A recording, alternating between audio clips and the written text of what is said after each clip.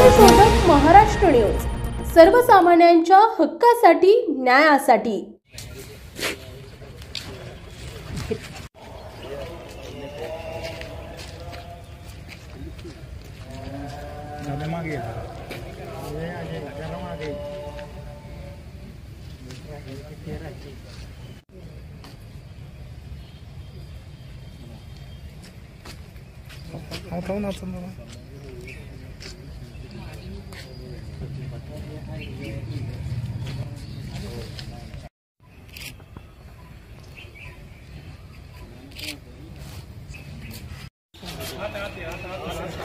Drone आणू आहे, drone आणू आहे, ड्रोनला पण रेडी बंद।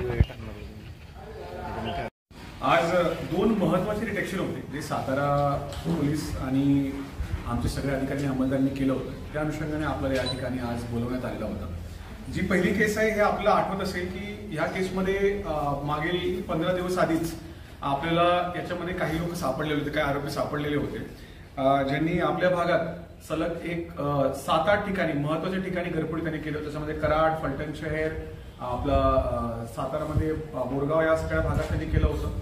त्याच्यामध्ये आणखीन एक आरोपी आम्हाला याच्यामध्ये सापडलेला आहे। मागच्या चर्चेमध्येही आपला विषय झालेला होता की याच्यामध्ये आणखीन आरोपी आपण पकडले पाहिजे। आता याच्यामध्ये 2 आरोपी आहेत, रमेश कुंभार आणि निलेश गाडवे। रमेश कुंभार हा ठाणेचा राहणारा आहे आणि निलेश गाडवे हा कोरेगावचा राहणार आहे। महत्वाचं म्हणजे याच्यामध्ये अजून एक आरोपी आम्हाला सध्या ताब्यात आज मिळालेला आहे आणि आजपासून त्याचं देखील आम्ही इंट्रोगेशन सुरू करतोय। ही जी संपूर्ण टोळी आहे या संपूर्ण टोळीमध्ये कर्नाटक, सातारा, कोल्हापूर, सांगली, पुणे या सगळ्या भागात त्यांनी मोठ्या प्रमाणात घरफोड्या केलेल्या आहेत, चोऱ्या केलेल्या आहेत आणि हे सगळा माल मुंबई आणि इतर वेगळ्या ठिकाणी जाऊन विल्हेवाट लावण्याची यांची पद्धत होती। याच्यामध्ये आता जे आम्ही इंट्रोगेशन केलेलं आहे त्या इंट्रोगेशनमध्ये यांच्याकडनं बऱ्यापैकी आम्हाला माल रिकवर झालेला आहे। या 3 घरफोड्या जे रिकवर झालेल्या आहेत ते फलटण ग्रामीणचे 2 घरफोडे आहेत आणि कराड शहरची 1 घरफोडी आहे, ही आता रिकवर झालेली आहे।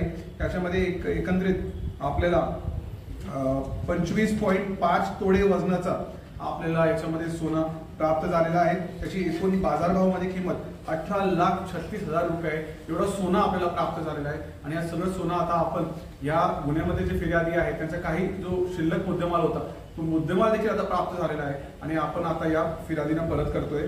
त्याच्यामध्ये तिसरा जो आरोपी आहे त्याला देखील आज ताब्यात घेण्यात आलेला आहे आणि त्याच्या पोलीस इंट्रोगेशनमध्ये आमचा प्रयत्न राहणार आहे की जसं जे काही थोडीफार आता मुद्देमालाची रिकव्हरी राहिली असेल ती सगळी रिकव्हरी त्याच्याकडनं करून हे सगळे गुन्हे 100% आता डिटेक्ट झालेले आहे आणि 100% याच्यामध्ये मुद्देमाल आता आपल्याकडे हस्तगत होतोय।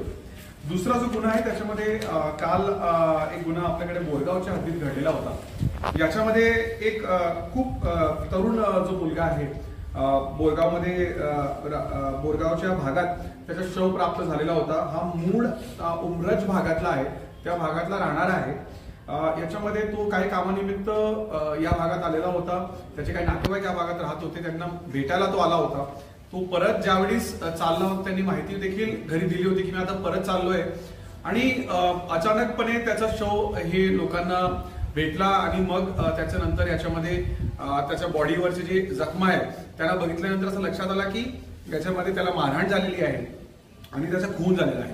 तात्काळ याच्यामध्ये 302 प्रमाणे गुन्हा दाखल करण्यात आला आणि आमची जी तपास यंत्रणा आहे ती कामावर लागली। याच्यामध्ये स्थानिक गुन्हे शाखा आणि बोरगाव पोलीस याची सगळ्या टीम जी आहे त्या याच्यामध्ये कोण कोण लोक आहे, काय काय पुरावे आहे याचा शोध ते घेत होते। काही गोष्टी लोकांकडनं समजत गेल्या आम्हाला आणि त्याच्यावर इंट्रोगेशन करत करत शेवटी आम्ही आरोपींपर्यंत पोहोचलो।